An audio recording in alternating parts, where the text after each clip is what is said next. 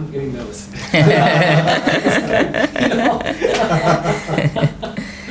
You're not like Oprah, you're not going I'll be quiet. Adarsh, just in terms of what has happened over the last 12 months, or let's say the last sort of since a global sort of financial crisis, it took a while to hit some sort of cause some sort of stagnation in the Indian real estate market, right? Though Bangalore has not been afflicted by it that much. But sort of what is your perspective of what has happened over the last 12 to 24 months and where we stand in the real estate market today? Broadly, from a commercial standpoint or from a residential standpoint. So primarily what has happened is that, as we all know, customers and developers both suffer from herd mentality, right? So when one or two people, or when the bubble burst in the US, people believed that whoever were in the market to buy an apartment, although they had a need to buy this apartment, they were all bottom scraping, right? Yes. So if you or me or anybody else was looking for an apartment, they felt that in 1 month it's going to go further down, it's going to go further down. Right. So they kept postponing this decision. So when this decision was not taken, automatically the market started to slow down. Right. Although in reality, not much change as far as the South Asian market is concerned, and even so in India. Because of customers postponing their decision, there was a slowdown in the market. Okay. And for the few developers who planned their cash flows and who were not burdened with more property, they kind of made it through unscathed. Right. It's just the guys who had heavy borrowing and who put money in land rather than in construction. I think they faced a little bit of a difficult time. But as such, if you see, today we are at levels again far higher than where we were in 2007 and 8. I think we can say the market has recovered. Okay. And going forward, because India is a self-driven consumption story, we don't see much of a dip happening again. Okay. Interestingly enough, I think this data might have come to you earlier, but every 3 seconds a new person moves to Bangalore. Yes. Right. So I think as long as that is happening, demand for housing will continue. Okay. And if people are realistic in their purchase decisions and developers keep the price realistic, I think there should not be a fall in the market. Okay. That would be my opinion. Okay. So fair enough. So your perspective is, there was a wait and watch period which caused some sort of cash constraint for some developers who didn't manage their sort of properties very well. But now, because things have relaxed a little bit again, people are back to buying more. Yeah. Those who sort of came out of it are prospering and doing quite well. Yeah. Right. And also the people who bought at the time there was a slowdown have in fact made a abnormal kill, because some of the developers are offering good discounts, and it's a great time to buy. See, just like the stock market, there is no right time to buy. But unlike the stock market, in real estate, you can't go wrong if you are in it for the long term. Right. There is no asset which has consistently, if you are in it for more than 5 years, real estate can never be a loss. Some other class of asset might be a loss at some point in time, but historically it has never been the case. in a demand-driven economy like this. Yes, even in an economy where demand is not demand-driven. Take the United States, Okay. where it was in 2007 to where it is now. I think the people who bought houses in 2008, 2009 have made a 50-60% gain, which is phenomenal. I'm talking, of course, year on year. Right? Right. So that's phenomenal, right? By the standard of US itself, which was never used to seeing such high growth. Absolutely. Would you say the same thing has happened in the commercial space, or do you see some issues there? See, commercial space buyers are always going to be more realistic because they're not emotionally driven. A house is an emotionally driven decision. If you like a particular developer or a particular design in a particular area, you are willing to pay that premium as a one-time buy. Right? It's like getting married, so you have to fall in love with the property. But when you have a commercial property, you have a board of directors, they look at the economic benefits of moving. So vis-a-vis residential, a commercial property is not going to see that much of volatility. So it's always going to be a safer bet in the sense that you'll always get a steady 15% or 20% increase every 2-3 years. There is a lot of interest in Bangalore. In fact, last year was a bumper year for Bangalore for commercial property. Okay. I don't have the exact figures, but I think something in the range of 8 million square feet, I would assume. I don't have the correct number, I can check that. Was leased last year, which was the highest in the history of Bangalore. Yeah. So I think it's all guns blazing for commercial. So no, you're absolutely spot on, because I think in total, Yeah. 47% of the commercial space leased out in the country last year happened between Bangalore and National Capital Region. Yeah. Which Yeah, is between the two. enormous- Out of that, I think enormous, half was Bangalore again. Yeah, so that was So last year was enormous. a bonanza year for commercial Yeah. property. Absolutely, that makes sense.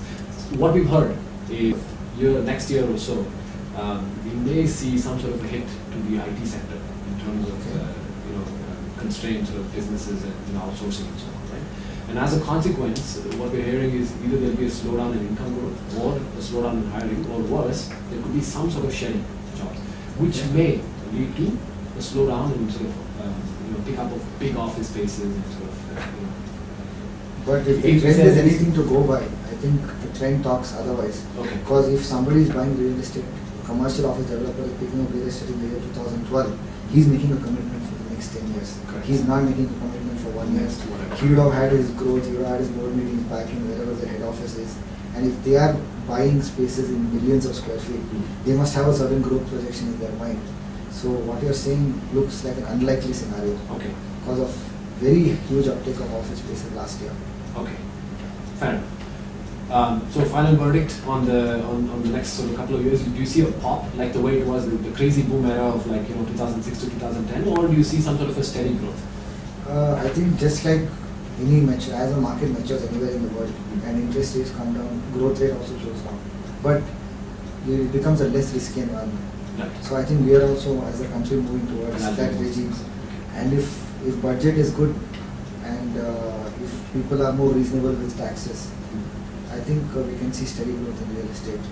We are not expecting the kind of boom that happened in the early 2000s, because that is something that happens very rarely and that doesn't sustain. Right. So it's going to be more 15-20% year-on-year growth. Okay. I think comfortably we can expect 20% year-on-year growth. Okay. Real estate. Which is already quite sweet. Yeah, which is quite sweet, yes. Fantastic. Topics in that, right? When it comes to your own perspectives on some of the challenges facing as as a developer, as a builder, right? What are they? If you had I think magic as wand. developers, I would say our biggest challenge today is the regulatory authorities. Okay. A plan sanction today in Bangalore takes 1.5 to 2 years time, right?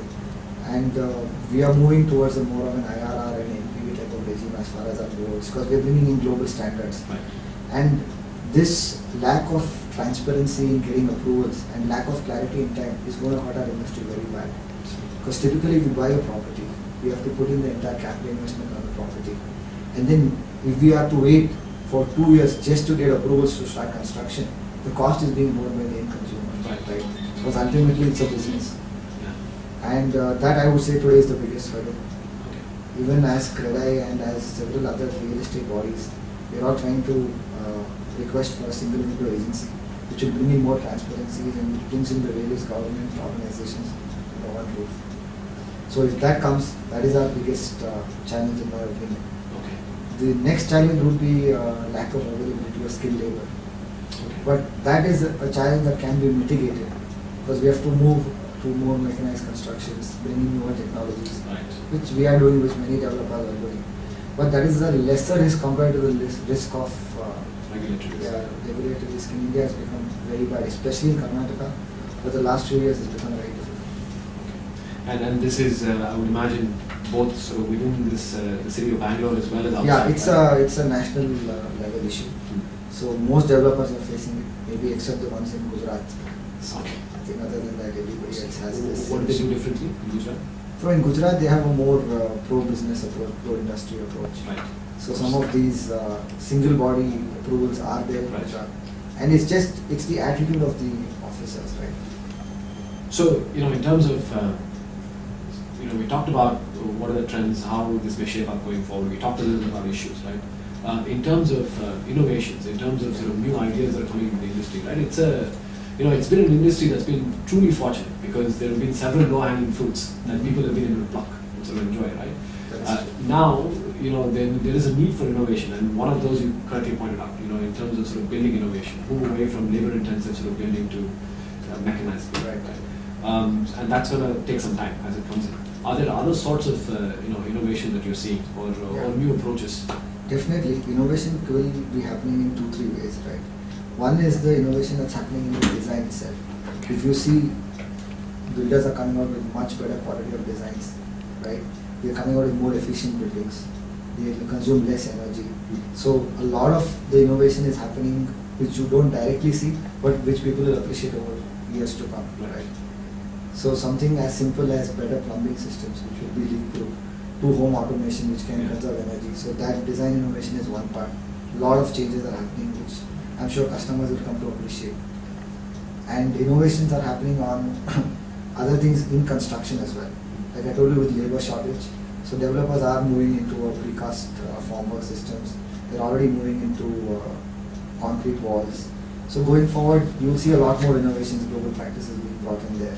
Right. And the other innovation that is happening is some developers, such as even ourselves, are getting into verticals which are specialized. Okay. In the sense, everybody used to be a broad category of developer in residential, commercial. Now, for example, we are getting into senior living, which itself is going to be a different vertical. So we are already in hospitality, we are in residential, we are in commercial, we are in retail, right? So we will see some innovation coming out in terms of certain specialized categories. You might see some more developers coming in purely affordable and real affordable, right? Not what we saw in the past. Yeah. So I'm sure such innovations will happen, and it's only good for the industry and the customers. Fantastic. What about geographically? Are you seeing some sort of change in approach? For example, everybody's talked about tier 2 cities, so they've been beaten to death. But what about tier 3 cities? Is there any going out to outposts and trying and sort of Well, that is a more personal decision for each company and its promoters. Okay. Right? Because each person may have its own view on a Okay. tier 2 or a tier 3 city. I can tell that on our behalf, we are more in tier 1 cities. One itself. city. So we are not right now looking at tier 2 and 3. Okay. But it depends on the infrastructure and the company is moving there. Okay. So if there's job creation, definitely real estate developers will follow. Products, and you kind of alluded to this. So one aspect is sort of this design to build, and then you also have sort of variations on the demographic segments you target, types of product you provide, and so on. But from a financial perspective, is there any sort of quote unquote engineering going on? In the sense that in the US, you've heard of REITs, the real estate Right. investment trusts, right? It's a concept that I've personally not seen that much in India. I think most of us are hoping for REITs to come to India because that will make the value of the asset much higher. It will make it much easier for somebody to exit a commercial asset. Exactly. So we have been talking about it. Several people have been talking about it in this industry for a while, but for some reason we don't have it. But that is the future. It is going to come, Okay. and that's how people will be able to cash out the real estate assets with time. Correct. So we'll be very happy and we'll welcome such a move as a REIT. And what is holding? Well, I'm not sure really about Okay. it. Okay. So I don't think I'll be in a position to answer that question. Perfect. I think we've covered all the questions. These were fantastic responses. Thank you. Good.